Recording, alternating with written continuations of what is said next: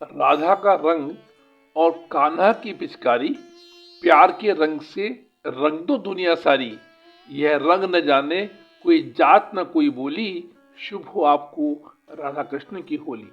बंधुजनों, प्रेम, हर्ष, खुशी, उत्साह, आपसी सौहार्द और अनूठी मस्ती के उत्सव होली की आप सभी को हार्दिक शुभकामनाओं के साथ आज के सत्र का शुभारंभ करते हैं।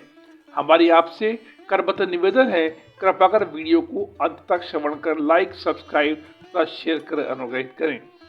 दीपावली के बाद भारतवासियों का प्रमुख प्राचीन पर्व होली, जिसे होलिका या होलाका भी कहते हैं, पूर्ण परमात्मा द्वारा भक्त प्रहलाद की रक्षा तथा होलिका दहन के साथ समाज की समस्त बुराइयों के अंत स्वरूप प्रत्येक वर्ष मनाया जाता है।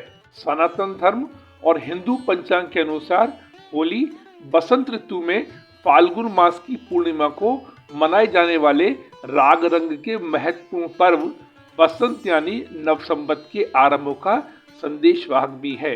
संगीत और रंग जिसके प्रमुख अंग हैं, जिनको उत्कृष्ट तक पहुंचाने वाली प्रकृति इस समय रंग बिरंगे यौवन के साथ अपनी चरम अवस्था पर होती है। फाल्गुन मास में मनाए जाने के कारण इसे फाल्गुनी भी कहते हैं। बसंत ऋतु में हर्षोल्लास के साथ मनाए जाने के कारण इसे बसंतोत्सव और काम महोत्सव भी कहा गया है। इसी दिन प्रथम पुरुष मनु, जो मानव सभ्यता के जनक हैं, का जन्म हुआ था। इस कारण इसे मनवादी तिथि भी कहते हैं।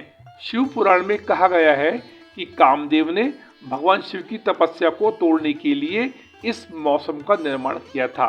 बसंत को ऋतुओं का राजा इसलिए कहा गया है क्योंकि इस ऋतु में धरती की उर्वरा शक्ति यानी उत्पादन क्षमता अन्य ऋतुओं की अपेक्षा बढ़ जाती है। यही कारण है कि भगवान श्री कृष्ण ने गीता में स्वयं को ऋतुओं में बसंत कहा है। जैसे बसंत ऋतु सभी ऋतुओं में श्रेष्ठ है, वैसे ही भगवान श्री कृष्ण सारे देवताओं और परम शक्तियों में सबसे ऊपर हैं। होली रंगों का त्योहार है जो बिना अबीर गुलाल के पूरा नहीं होता है।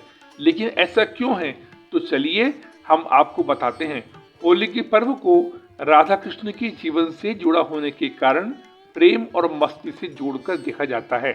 पौराणिक मान्यतानुसार जहाँ राधा का गौर वर्ण था, वहीं भगवान श्री कृष्ण का रंग नीला था, जिसके संबंध में कृष्ण बार बार यशोदा मैया से पूछा करते थे कि आखिर राधा इतनी गोरी क्यों है।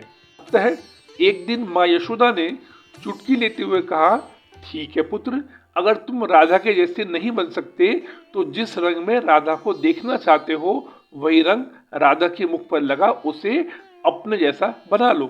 यह कहकर यशोदा मैया ने कृष्ण के हाथ में अबीर गुलाल की थाली दे दी, जिसे देखते ही कृष्ण का चेहरा खिल गया और उन्होंने राधा के चेहरे को लाल, पीले, हरे गुलाल से रंग दिया। इस दौरान दोनों के बीच में काफी हंसी और ठिठोली भी हुई। जिस दिन राधा कृष्ण ने होली खेली थी वह दिन फाल्गुन मास की पूर्णिमा था। तब से ब्रज में ही नहीं बल्कि पूर्ण देश में अबीर गुलाल के उपयोग के साथ होली खेलने की खास परंपरा प्रारंभ हुई, जो आज तक निभाई जा रही है।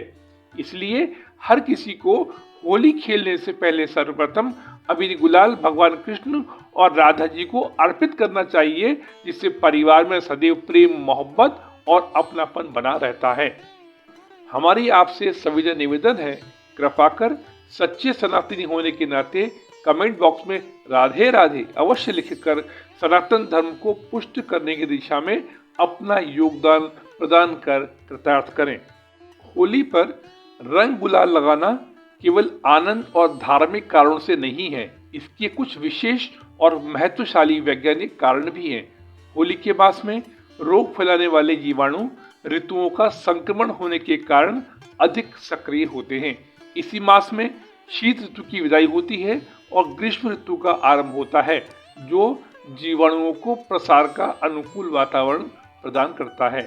ऐसे में रंगों का प्रयोग रोग फैलाने वाले कीटाणुओं के प्रभाव को कम करने में सहायक होता है। इसके अलावा रंग लगने पर शरीर की सफाई उत्तम प्रकार से होने से स्वास्थ्य लाभ भी प्राप्त होता है। यह एक सर्वविदित तथा सार्वभौमिक सत्य है कि जीवन में हर रंग की अपनी विशेषता और जिंदगी से गहरा नाता है। जैसे लाल रंग प्रेम और उर्वरता को दर्शाता है। पीला रंग हल्दी का रंग है। हल्दी एक रोग प्रतिरोधक तत्व भी है जो शुभता को दर्शाता है। नीला रंग कृष्ण का रंग है और हरा रंग बसंत की शुरुआत और कुछ नया करने का प्रतीक है। होली के पर्व का वर्णन नारद पुराण, भविष्य पुराण जैसे पुराणों की प्राचीन हस्तलिपियों और ग्रंथों में मिलता है। ईसा से 300 वर्ष पुराने विंध्य क्षेत्र के रामगढ़ स्थान पर स्थित एक अभिलेख में भी इसका उल्लेख किया गया है। होली के पर्व से जुड़ी मान्यताएं भी हैं। यह पर्व राजा रघु और राक्षसी ढूंढी, राधा कृष्ण के रास तथा कामदेव के पुनर्जन्म से भी जुड़ा हुआ है। होली को लेकर ऐसी भी मान्यता है कि इस उत्सव में व्यक्ति रंग लगाकर, नाच गाकर, शिव के गणों का वेश धारण कर भगवान शिव की बारात का दृश्य बनाते हैं।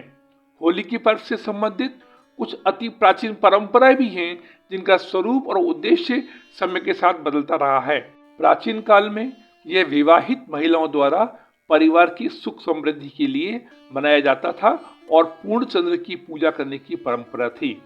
वैदिक काल में इस पर्व को नवात्रेष्ठी यज्ञ कहा जाता था, जिसके अनुसार खेत के अध पके अन्न को यज्ञ में दान करके प्रसाद लेने का विधान समाज में व्याप्त था। बंधुजनों, होली का दहन और इसकी राधा कृष्ण से जुड़ी मान्यताओं की व्याख्या करने में हमने हर संभव सकारात्मक प्रयास किए हैं। फिर भी अगर भूल रही हो तो हम ब्रज की अधिष्ठात्री देवी भगवती किशोरी जी के श्री चरणों में सादर नमन के साथ अपनी वाणी को विराम देने के लिए क्षमा प्रार्थी हैं। अतः आगामी सत्र में मिलने की जिज्ञासा के साथ राधे राधे। धन्यवाद।